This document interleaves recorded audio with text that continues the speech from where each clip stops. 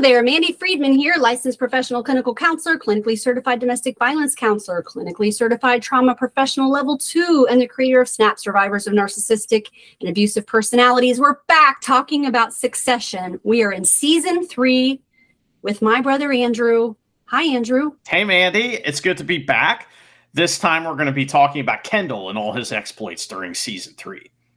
And I have to say that season 3, we're really getting started with a lot of the complexities, and I'm enjoying it more and more as the series goes along. We join Kendall in an empty bathtub, and I find it interesting that water is often some kind of metaphor for Kendall and his mental health. You know, he begins the season in an empty bathtub, and he might end the season in a full swimming pool. He's a water baby, I guess.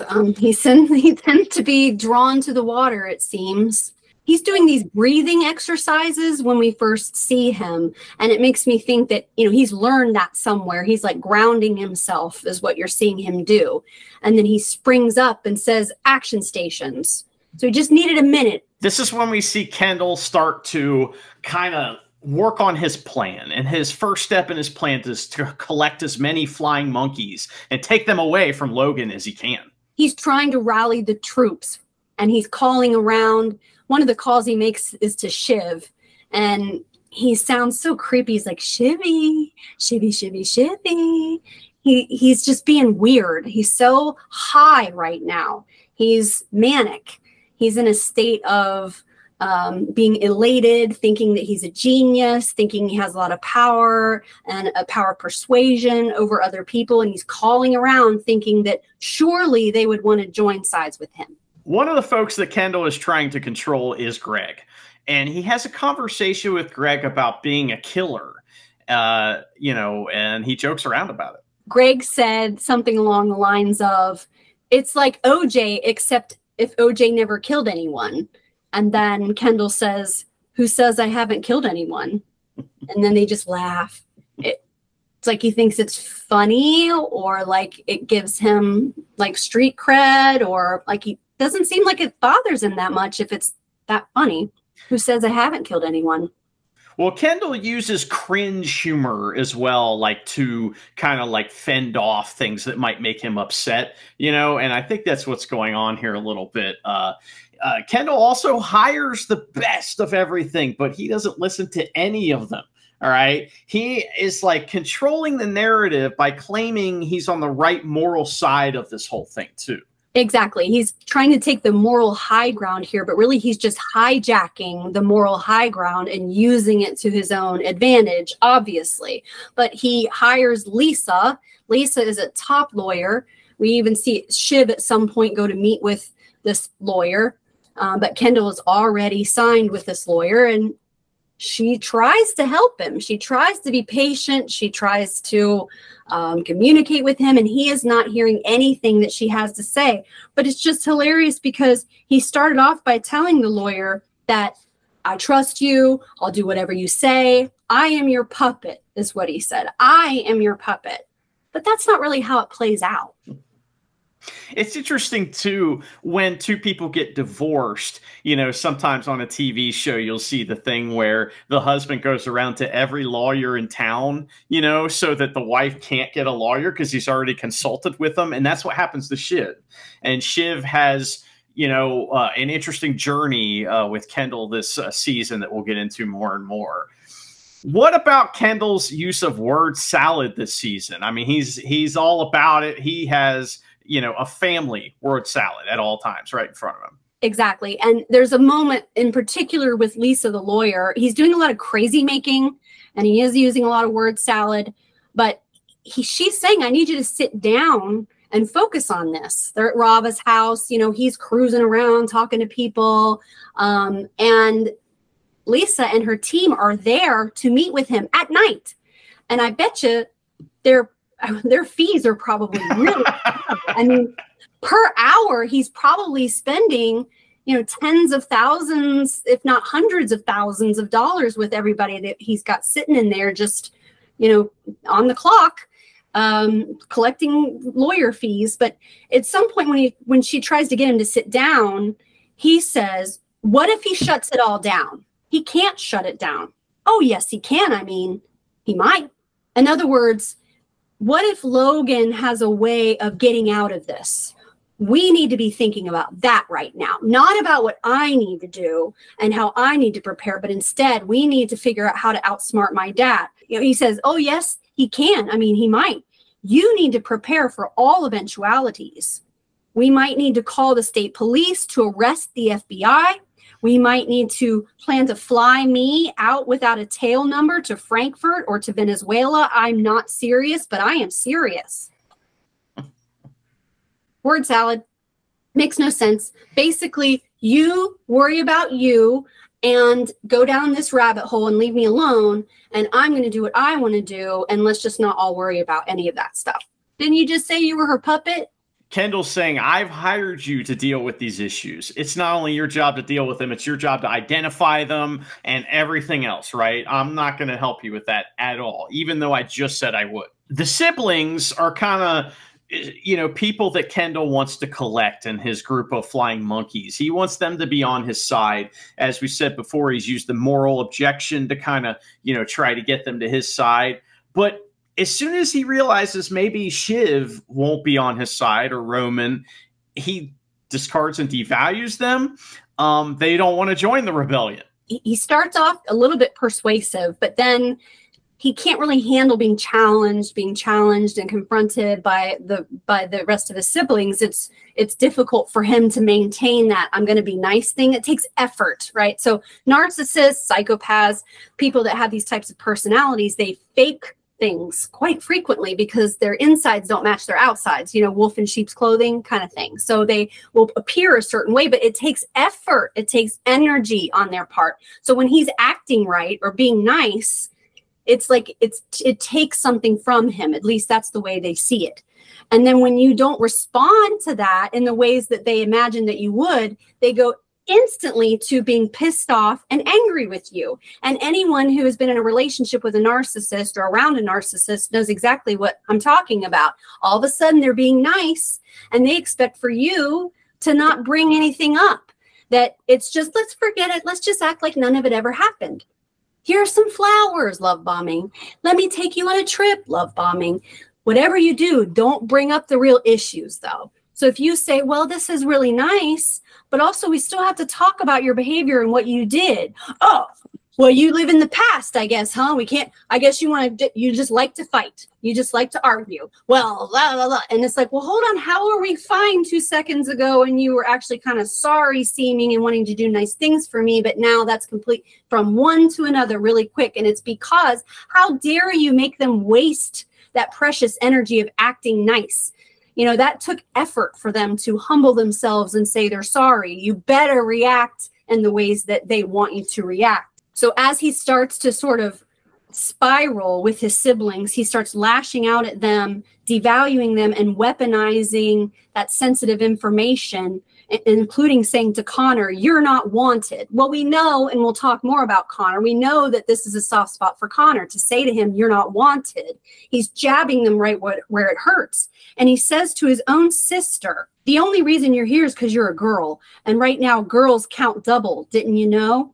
Your only value is your teats, is what he says to his own sister. So the hypocrisy here is audacious, that he is simultaneously hijacking, weaponizing the narratives of survivors of actual violence and horrific things, as if he's taking their side and helping them and fighting for these women that were victimized, and then uses misogynistic, women-hating language to his own sister. You can't disrespect your sister in a misogynistic way, simultaneously fighting for the rights of women.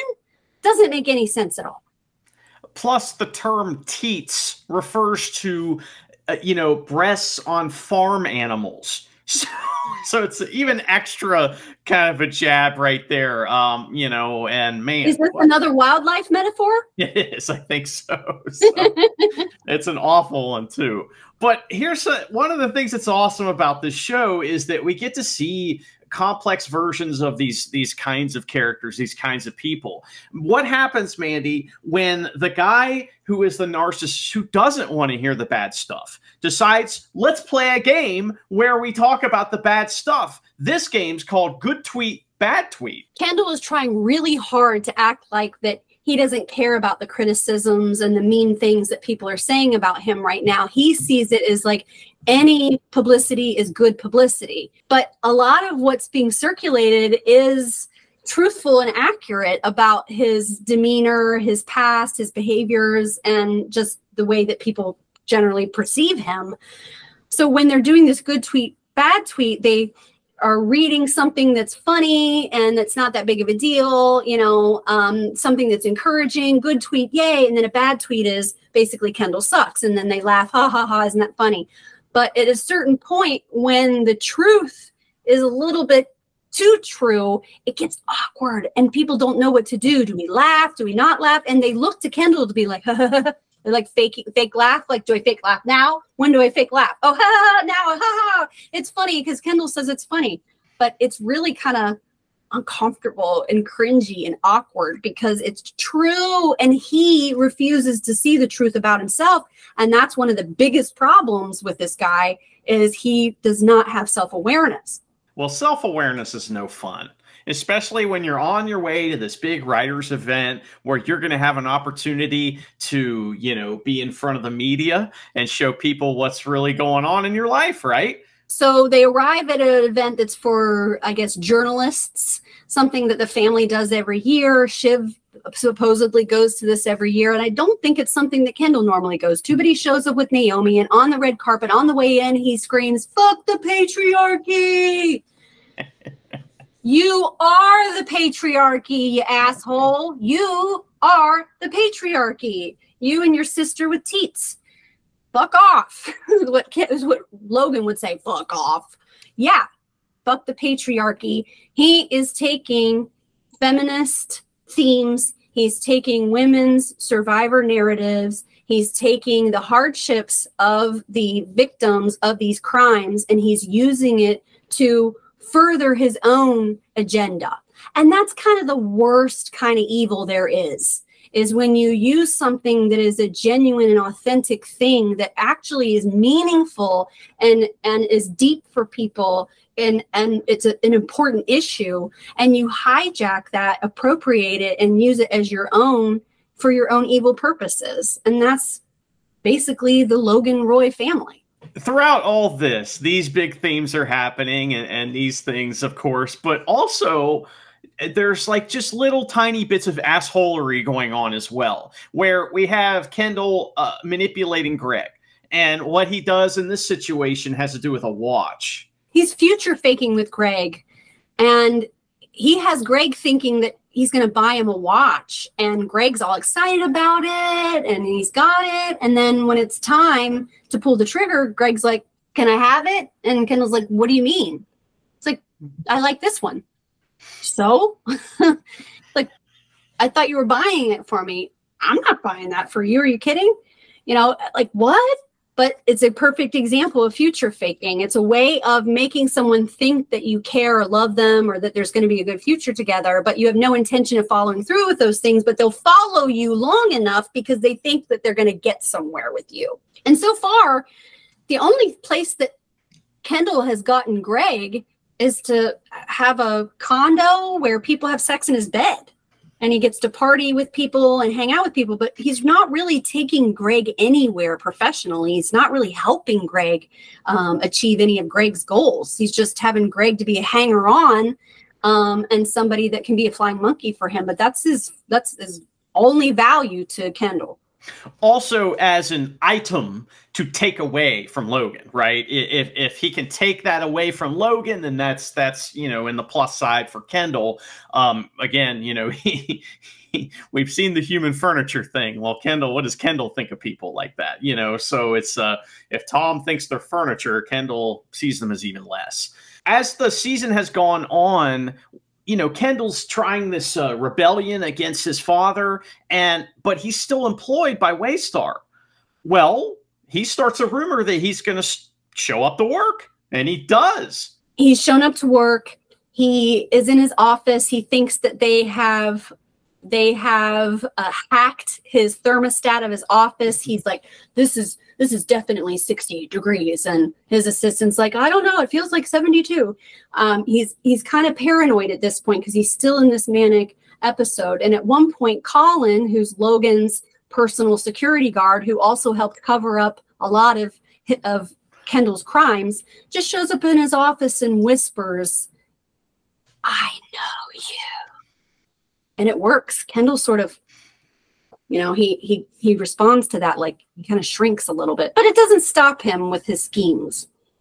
Yeah, Kendall's teetering a little at this point, right? And that's one of those things that's kind of pushing him a little bit to get him to teeter.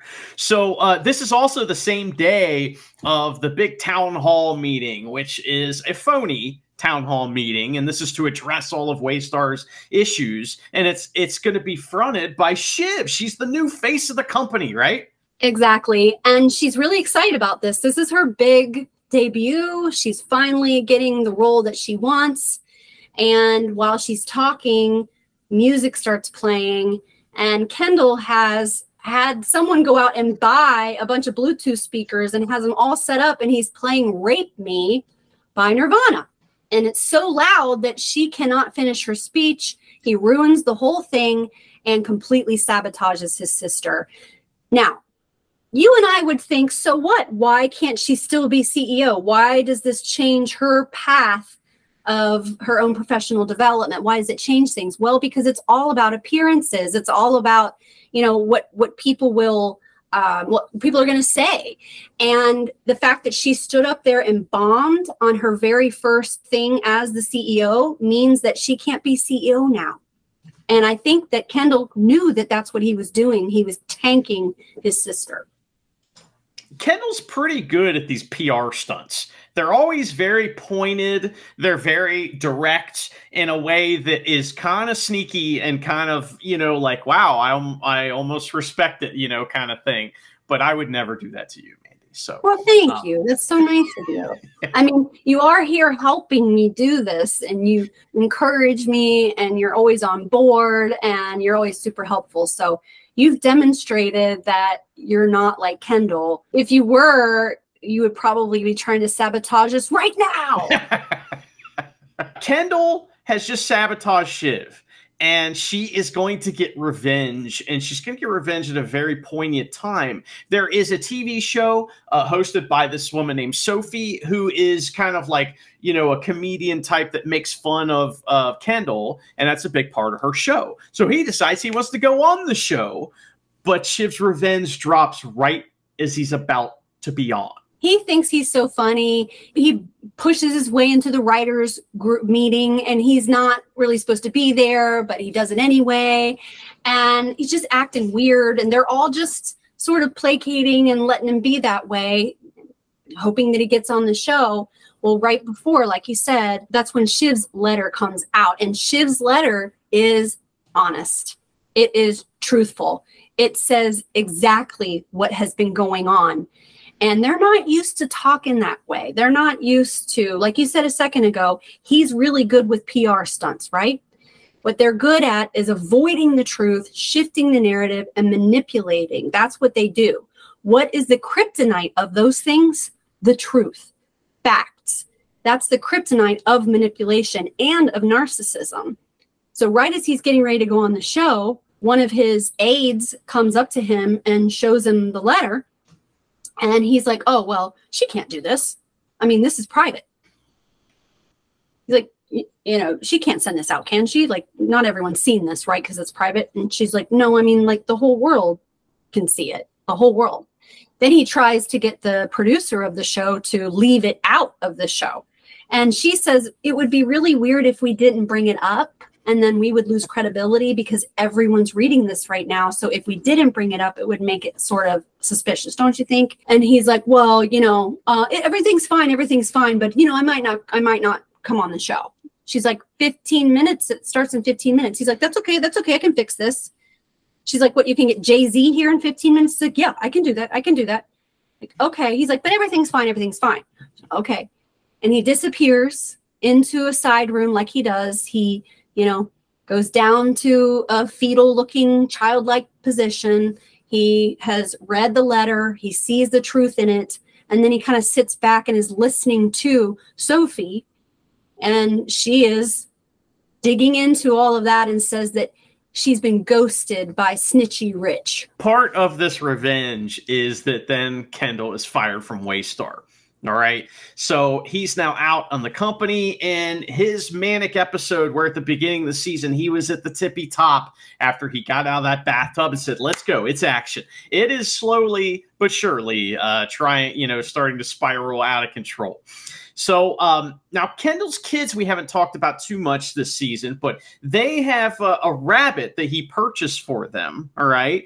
And in the middle of all this stuff that's going on, I mean, it's made clear what's important to Kendall and what isn't. He is asked about the care of the rabbit, and this does not go well. You can see when the kids are playing with the rabbit initially, they have the rabbit on FaceTime with Kendall, and then his assistant is there actually holding the camera. So the kids aren't there while he's swirling around doing all these things, but he got them the bunny, and at a certain point, his aide reaches out to him and says, hey, the kids want to feed the rabbit a bagel, but I did the research and you're not supposed to feed bagels to rabbits.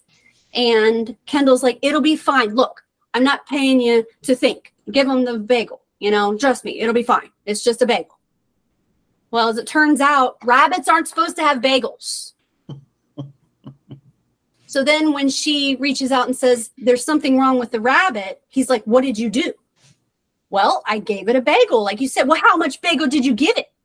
So it's still her fault. It's not that he messed up and told her to do something that she shouldn't have done, but it's that she gave him too much bagel. She's like, what do you want me to do? He's like, take the bunny to a doctor.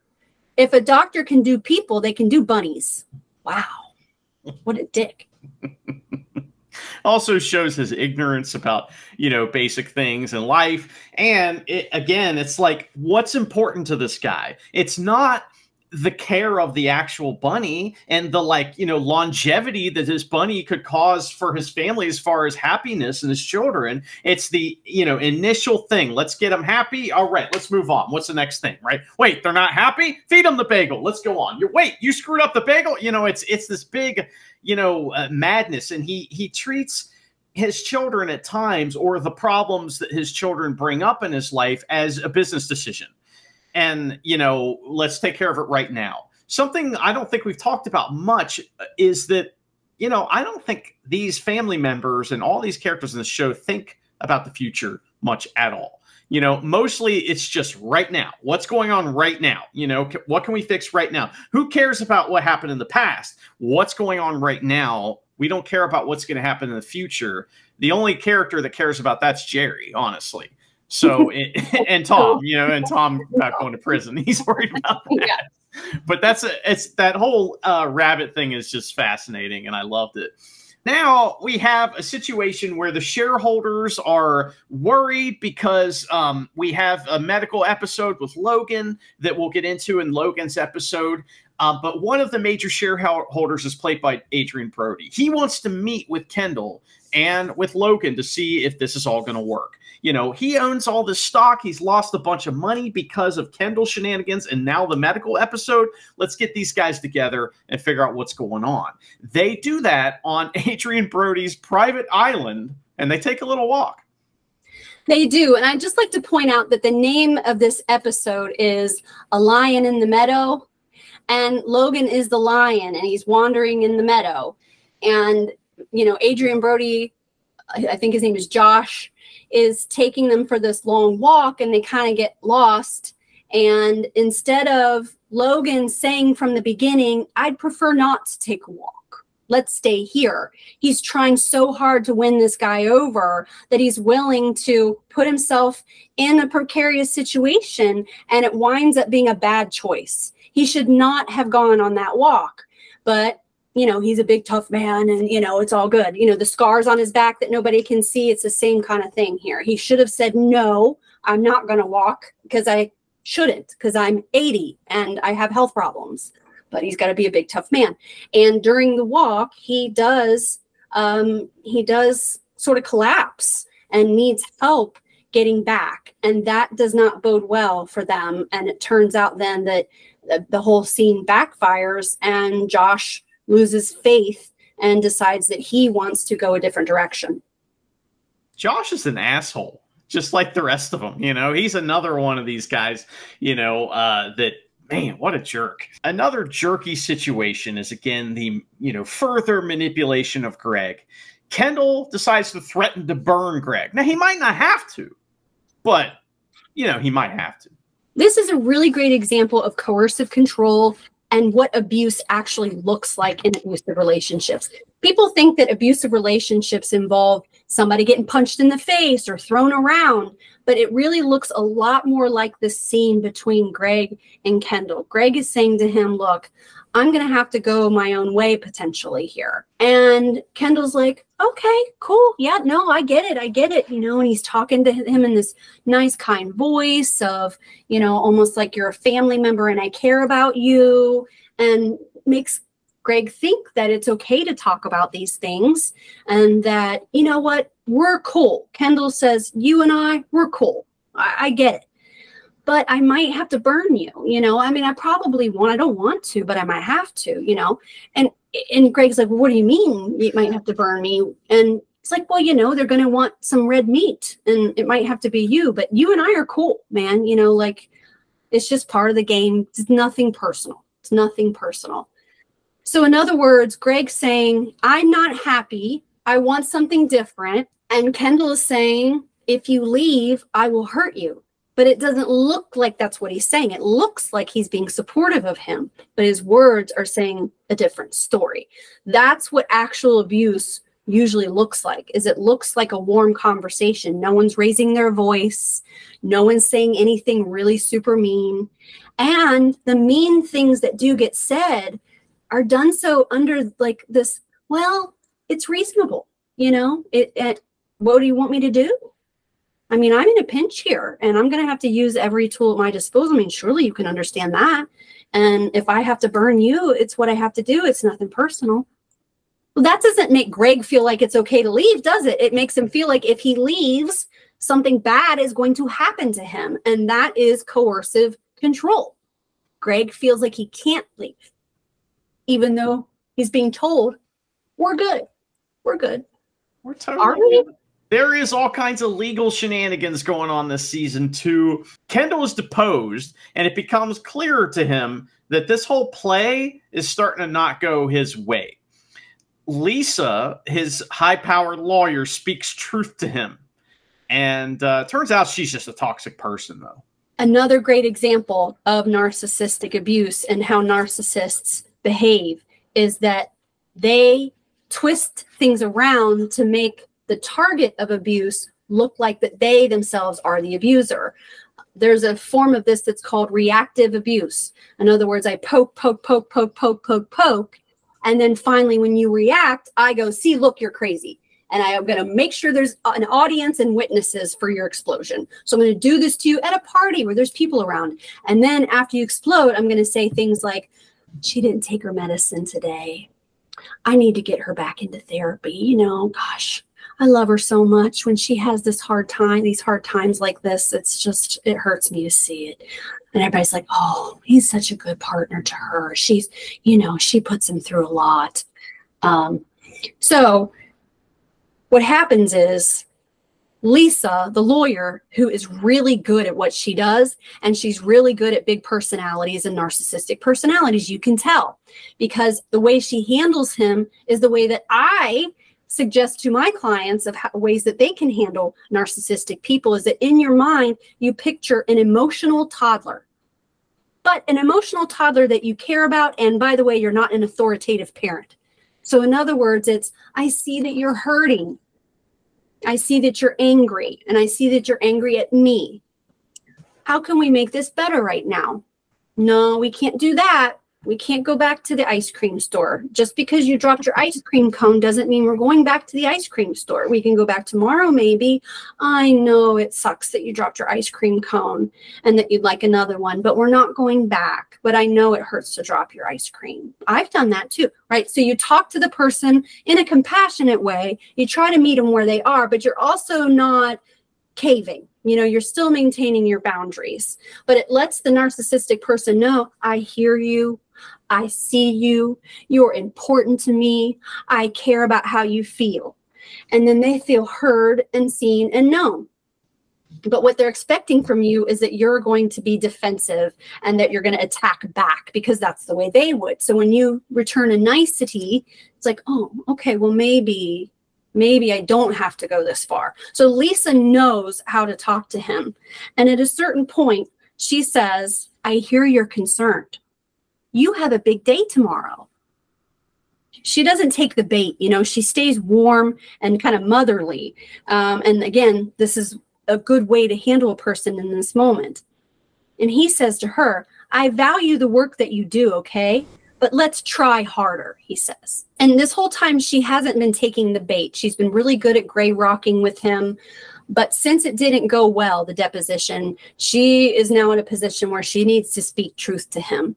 After the deposition, he launches into a tirade in the hallway. Basically, he realizes that he's not the big hero here, that he actually could be in trouble, and this is what she's trying to tell him. But this is typical narcissistic behavior. The narcissist will feel like that they're the smartest person in the room, especially in court. They think that they're so savvy that they don't need a lawyer, they're smarter than the lawyers, and that they're going to manipulate everything and it's all going to go just great. I see this all the time. Lisa snaps out of her gray rocking. She snaps out of that, you know, being the passive and looking at it like an emotional toddler. And she shifts into, I'm going to tell you the truth now. And this is what he cannot handle. When he is throwing a tantrum in the hallway and he's saying things, she's going, not here, not here, not here. And he turns to her and says, I bet you that'll put a rocket up their asses. And you can just see her shift right in that moment. She recognizes, holy crap. He doesn't even see that he's losing. He doesn't even see that we are in trouble now and that his behaviors are making it worse. I'm going to have to talk to him. And so she does. It basically stops her in her tracks and she looks at him and is truly seeing him for the first time. He has a serious lack of self-awareness, and while he is a smart and witty person, he has a severe deficit of emotional intelligence. He seems delusional. And Lisa seems affected by this. She asks him straight up, do you think you're smarter than me? Ooh. And then she's still kind of speaking to the inner toddler and says, well, maybe you are. Maybe you are smarter than me. But then she says, but I am a better lawyer. He can't argue with that because he's not a lawyer at all. She's not only a lawyer, but she's a good one, the best, right? So it's forcing him to have to admit that he doesn't know what he's doing here. And he doesn't like that at all. She says, you acted high-handed and defensive, and then oscillated to wildly overfamiliar and glib. You sometimes undermine my status and didn't appear to be frank about your own involvement. But let's take stock, okay? You can see in Kendall's face that he is done with her in that moment. That was too much truth. Just like the letter from Shiv, too much truth. This is too much truth. She is accurately describing his behaviors, and he doesn't like the sound of it. And the narcissist cannot handle any self-honesty. And since everything she said was true, she is now the enemy, even though she's trying to help him and doing so by remaining calm, professional, patient, even-tempered, extremely patient. But here's the thing. She's so perceptive.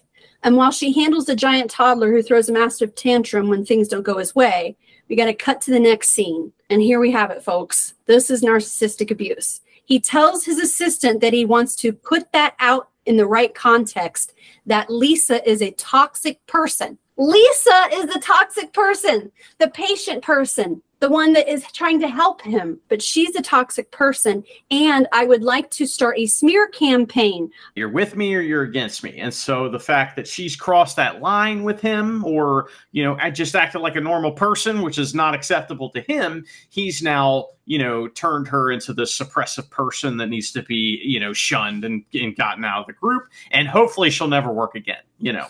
Andrew, guess what? That happens to me too. When I'm trying to help people that are being narcissistically abused, at some point it will come up that the person that is being targeted is in therapy now, and that abuser will want to know who this therapist is, and will find out that it's me, and then I'm the one that gets completely discredited, and, you know, there's an attempt of a smear campaign, and then shitty things are said about me to the target.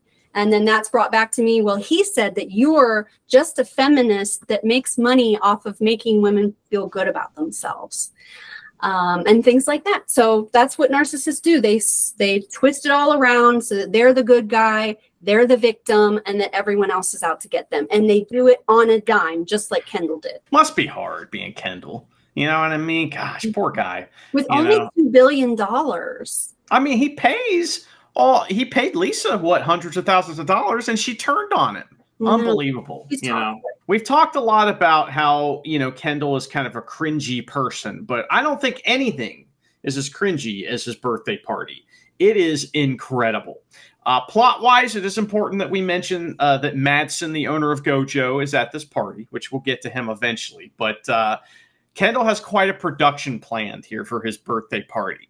He has baby Wu-Tang. He has a literal cross for him to carry while singing Honesty, fake headlines printed on giant posters, 2 VIP areas, one above the other, and an actual birth canal so that guests at his party can be birthed into the world just like he was. He also has a saying, and that is that no boundaries if you're cool. The Narcissist Anthem. He's basically telling his staff, look, you can party too, and that if you're cool, there's no boundaries. And I just thought interesting, because that is exactly what narcissists would like, is that everyone just act right, be cool. There's no boundaries. We don't really want boundaries, right?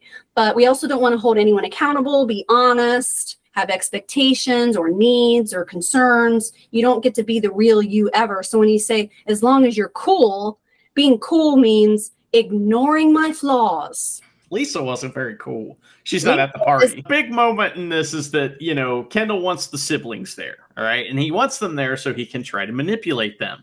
And they show up, but they aren't there to support him, which causes him some pain inside. He also gets a card from his dad, which has an offer in it.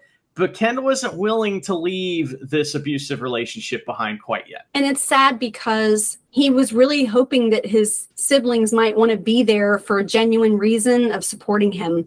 And when they find out they're just there to talk to Madsen, that hurts him. He gets this card. He starts to open it up. He thinks that his dad has actually given him a birthday card, and he's excited about it. And then he opens it up, and Logan has crossed out happy birthday and wrote fuck off, with an offer of $2 billion, gotta say it again, 2 with a B, billion, 2, not 1, $2 billion as a buyout to get him out. And Naomi says, maybe you take it, maybe you take the 2B. But like with all abusive relationships, it's very difficult to get out. People say, just leave. And then they don't, and everybody gets pissed off. So Naomi's just going, why don't you just leave? Well, I have clients that leave abusive circumstances and they have nothing, and they do it and they make it happen. They start over from scratch. They make a new life, and somehow they're able to.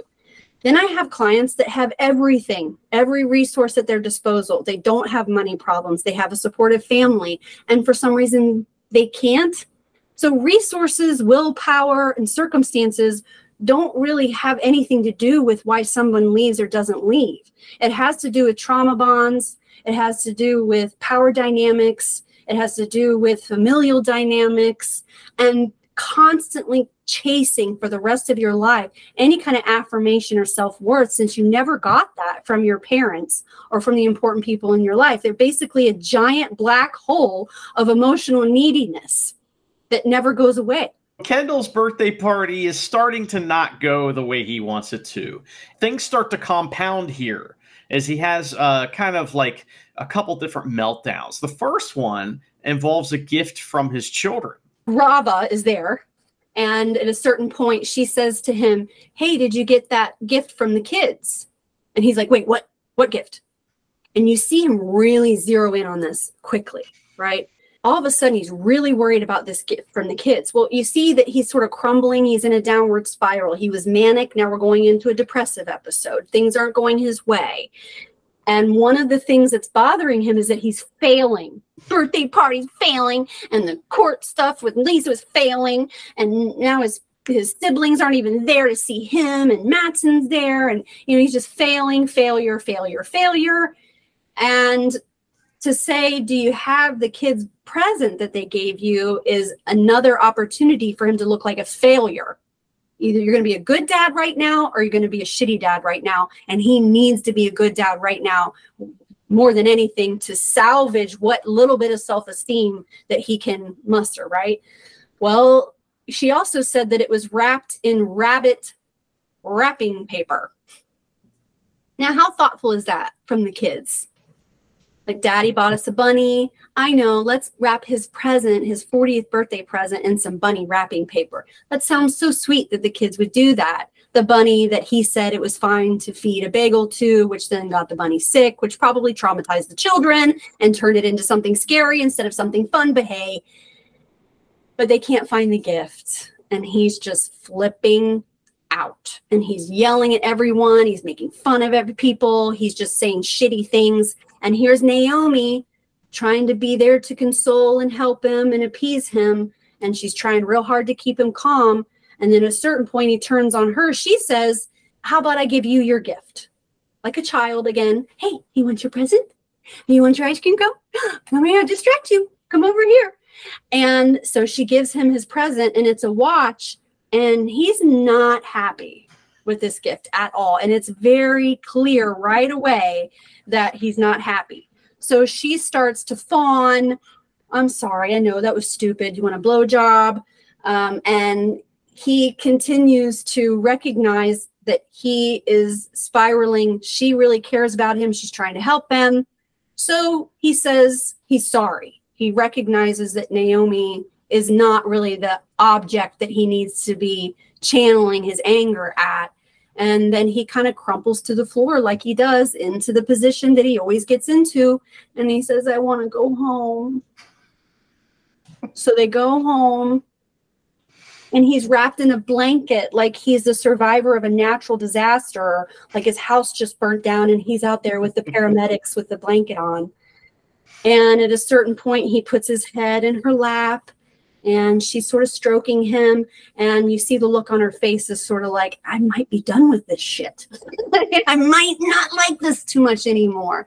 But that's what he needed. He needed motherly attention. He needed something that would fill the hole that was left by his father, his mother, his siblings. And she was able to do that for him in that moment. But it's not sexy anymore. You know, it's odd, too, because I know he was trying to be humble and like really trying to like make sure everybody had a good time at this party. You know, what he didn't want was an asshole's birthday party, right? And I just feel bad for him because it turned out that the party did seem like an asshole's birthday party. So poor guy. I said at the beginning of this, look, I want to have a big party, but I don't want it to look like an asshole's birthday party. And this looks like an asshole's birthday party. Because it is, you dipshit. It is an asshole's birthday party. It's too much truth. And so the name of the episode is Too Much Birthday. And I love that because it's too much birthday. It's time to go home. Yeah. I'm not too much. Well, something else that is too much in the modern colloquial sense is Caroline's wedding. It is the children's mother, Logan's ex-wife's wedding. And Kendall shows up with a shaved head, you know, so he's changed, you know, he's a different guy now. And he immediately loses his kids at the festivities, again, showing that they're nothing until he wants them to be around. Like, he didn't pay any attention to him the whole time, but now that he needs him for something, he's got to have him right there, you know? And he yells and barks at them just like Logan yells and barks at his kids. Kids, let's go. Caroline has set up some boundaries because she knows she's got this whole issue. Her, her future husband, I guess, is the guy that, really loves Logan and wants him to be there. But he doesn't want any, waves, so they have this whole plan where Kendall will be here, Logan will be there. But Kendall and Logan do not respect boundaries. So that plan goes right out the window. How did Caroline not know that wasn't going to work? Basically, Kendall is really bottoming out now. He's still kind of trying to maintain his momentum, but he's going downhill here. And at a certain point, he says, you know what, let's just meet and let's talk this through. Kendall and Logan have a meeting, to maybe discuss this buyout option. And Logan uses Kendall's child as an actual human shield. Which at first, it was kind of funny because Kendall liked that Logan was afraid of him, because Logan was worried that he might get poisoned at that dinner. Kendall's like, oh, what's wrong? You afraid? And thinking, you should be afraid. Then Logan calls his grandson in and says, here, taste this, son. It's delicious. Give it a try. He uses his own grandson as a human shield and has him taste the potentially poisoned food right in front of Kendall. Maybe one of the most messed up things that happens in the whole series, even though there's a lot of messed up things that happen. Logan learns that Kendall does want out, and he immediately uses that against him. Right away, Kendall's like, you know what? I'm out. I'll take the $2 bill. And I'm out. And Logan's like, oh, yeah, that was just a joke. I wasn't serious about that. I think I'd rather keep you close. Now Kendall's really spiraling. He's really starting to hit a bottom here. His expectations are being subverted. Right when he thinks he has the upper hand, he doesn't. And Logan is playing so many dirty tricks on Kendall right now. Logan is a pretty bad guy, and he knows all the tricks of how to make someone feel small, how to make them feel ostracized, all the things. And he's pulling them out on Kendall right now. Kendall has a mental health episode here involving water again. He is drunk, wasted, sitting on a flotation device, and he kind of falls into the pool. And it's a possible suicide attempt. It's definitely, a call for help, call for attention type of thing. But this leads to one of the best scenes in the entire series, where Kendall breaks down in front of his siblings and he confesses what has, Logan's been using to control him this whole season. Right. So they catch word that Logan is meeting with Mattson and potentially selling the whole company, and that the kids are not involved in this decision. They look around and all the corporate people are gone. Dad's gone. And then they're getting whispers of things that are happening. And they go to Kendall, or Shiv goes to Kendall and says, I know that this is weird, but I need to talk to you. And if it wasn't important, I wouldn't be here. Like, we're not speaking right now, but I need you right now. Dad's getting ready to do this thing. So her and Roman and Kendall go off to talk. And Kendall keeps saying, not now. Not now. And he says, I'm not here, Shiv. I'm not here. He is in a full-blown depressive episode of a bipolar disorder scenario. And so he's feeling very low, very sad. Everything has come crashing down. And he starts really sobbing. He's got snot coming out. He is not okay. And he's saying, I'm not okay. At a certain point, he says, I'm all apart. I'm all apart. He's come undone. He's devolved and disintegrated. And that's what he feels like. And he starts talking about how he had killed that kid. And they're like, shut up. Whatever. And he's like, at your wedding. And she's like, mm. So the more he said, the more they started to perk their ears up and realize that he was telling the truth, because it was starting to match the events of her wedding. But they also have this pressing matter going on where they're trying to catch up with what their dad's doing because they need to go defend the company because he's getting ready to sell it out from under them. So they keep talking to Kendall, trying to get him to feel better because they need him, but he's really not okay. She eventually gets a call and has to walk away. I mean, they are consoling him. You know, she's touching him and kind of petting him.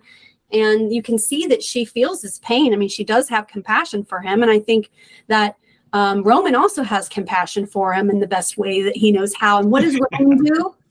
Roman uses humor for everything. And he keeps trying to make jokes. And Kendall keeps going, don't. Like, look, I need to be miserable right now. And don't try to make me feel better. This is a bad thing that I did. And I deserve to feel this way. Please don't try to make me feel better. But then Roman does say some funny things.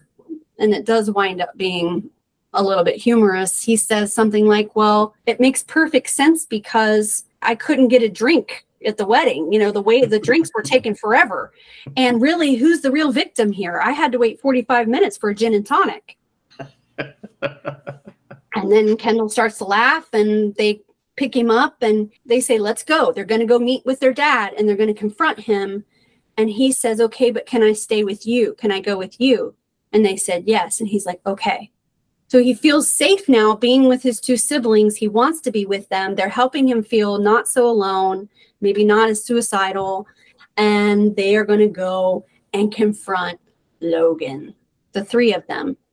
I think this might be the first time on the show, and maybe one of the only times on the show that, you know, I know there's at least one other time where the children are galvanized. They're together. They're all on the same page. You know, it doesn't matter, though. Doesn't matter how many of them could line up, even if they had Connor there, even if they had, you know, illegitimate brothers and sisters there, an army of brothers and sisters with true love. It is nothing up against the power that Logan has over them. And we're going to talk about the ending of the season from a lot of different perspectives. So, you know, I think we should just end things here with the children galvanized, going to war against their dad. I agree, because we know what happens next, and that will be a topic for a different episode. I think that the most important point at the ending is that the kids are now working together. And we will see that then again at the beginning of season 4, which then carries us into the events of season 4. Their relationship, how it has evolved, is a big factor in what happens next. And you're right, this is the first time. And they even look at each other in the car as they're driving. They're like, is this happening? And Roman's like, ew, I don't want to say it, gross, but maybe we'd make a good team. Ew. I don't even like saying that, but maybe we'd be a good team. And they're like, yeah, maybe we would be a good team. And they sort of look at each other like, let's work together. And I'm thinking, yes, let's do that. Let's work together. What a journey it was for Kendall this season. He started in an empty bathtub. He went on to almost die in a pool full of water. And then right by the ocean, him and his brother and sister become a team. And let's not forget his journey through his own mom's vagina. Well, we all got to journey through that this season. Andrew, thanks so much for doing this with me. I can't wait for our next episode. We are going to talk about Roman next. This season winds up being a lot more about Roman to a large degree. So we have a lot to say about his part in things. And thank you for watching or listening. Goodbye.